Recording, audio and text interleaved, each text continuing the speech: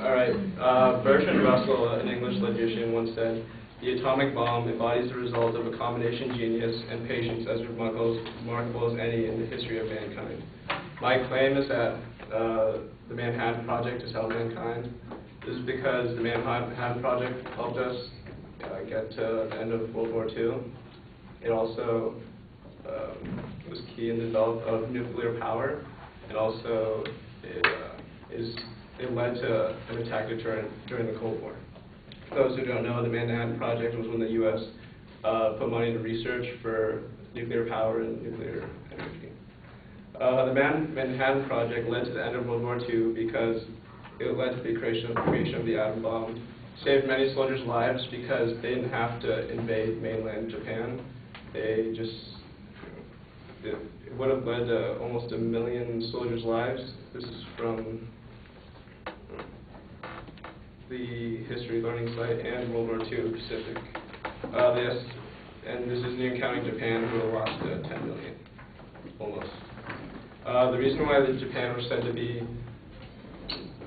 brutal and fanatical troops that Americans would have faced in an amphibious assault on the Japanese homeland. It's from the History Learning Site.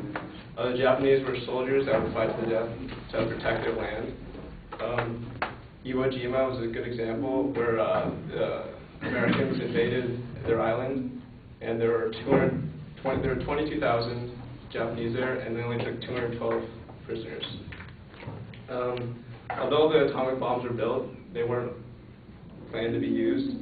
The emperor had chances to surrender Japan before the bombs were dropped, but he declined. He was too selfish about keeping his title as emperor, and the U.S. sent him a treaty, but he declined it, and so that's why they dropped the bombs.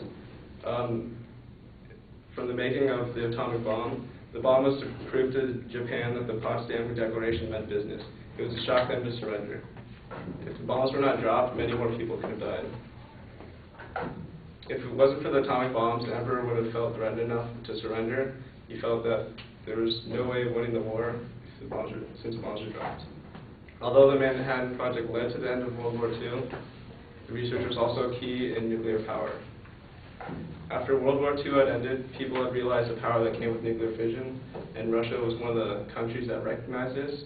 So U.S. got in a race with them to, overload on nuclear power. From the World Nuclear Association, attention could turn to the peaceful and directly beneficial application of nuclear energy. Post-war weapons development continued on both sides of the Iron Curtain, but a new focus was on harnessing the great atomic power now dramatically, but tragically demonstrated for making extreme electricity. The Manhattan Project was directly related to the research into fission, and that's when they made the first power plants, from Dr. Badruddin Khan. In 1942, a Manhattan Project research team under the direction of Italian physicist Enrico Fermi designed and built the first nuclear reactor.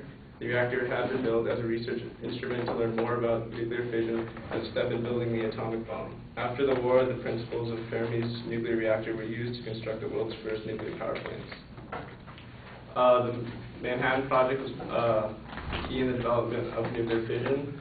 If it not were for the congregation of all the scientists, we might not have progressed as much as we did in that area. Now nuclear power is helping us stay off fossil fuels and other limited resources.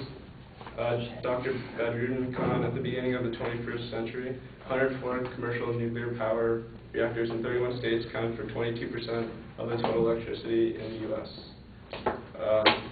Throughout the Manhattan Project, the scientists also worked on nuclear fusion.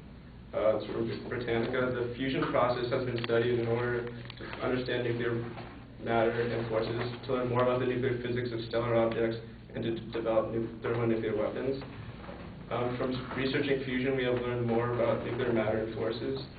It's also from Britannica. Although practical fusion reactors could not yet be built, the necessary conditions of plasma temperature and heat insulation have been largely achieved, suggesting that fusion energy for electric power production is now a serious possibility. Commercial fusion reactors promise an inexhaustible source of resources worldwide.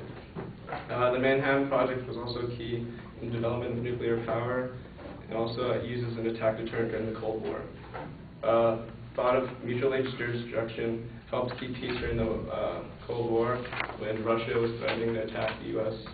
One example was during the Cuban Missile Crisis, when this was the closest to actually having a nuclear war, but the thought of both of everybody dying was just like made everyone afraid of what could possibly happen, and the thought of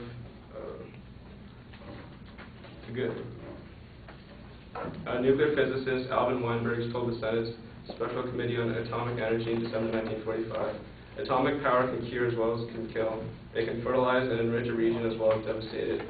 It can widen man's horizons as well as force him back into the cave. Although the atomic bomb was designed for killing, if the right decisions were made, it wouldn't have been used at all. The byproducts of researching and producing the atomic bomb have made the Manhatten Project a helper to mankind.